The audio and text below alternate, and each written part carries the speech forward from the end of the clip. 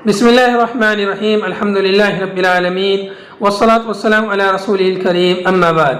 मुशाहिदीन किराम, अस्सलामु अलैकुम व रहमतुल्लाहि व बरकातुहू। आज मैं आपकी खिदमत में किताब निअमतुल मन्नान मजमू' फ़तावा फ़ज़ीलतुद दुक्तोर फ़ज़लुर रहमान अल-मदनी रहिमहुल्लाह से एक अहम मसला कुर्बानी से मुतालिक लेकर हाजिर हुआ हूँ।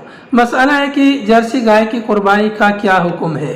सवाल कुछ इस तरह से है कि एक बछड़ा है जिसको जर्सी कहा जाता है, जो कि मसनूई तरीके से पैदा किया जाता है और आम बैलों की तरह दिखाई नहीं देता, यानी उसके कंधे का उभार नहीं होता है, तो ऐसे बछड़े की कुर्बानी करना जायज़ है या नहीं।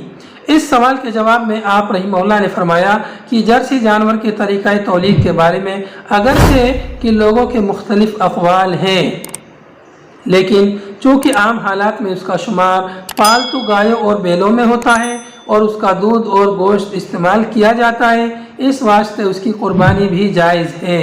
बकरी और हिरन के जिनसी इख्तिलात से जो बच्चा पैदा होता है उसके बारे में फ़ुक़हा ने तसरीह की है कि अगर वो शक्ल व सूरत में बकरी है तो उसकी कुर्बानी जायज़ है, और अगर हिरन है तो उसकी कुर्बानी जायज़ नहीं।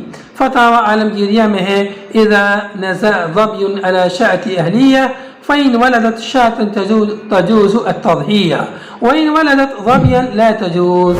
उन्ज़ुर फतावा हिंदिया जिल्द नंबर 5 सफ़ा नंबर 297, फतावा नज़ीरिया जिल्द नंबर 3 सफ़ा 241-242।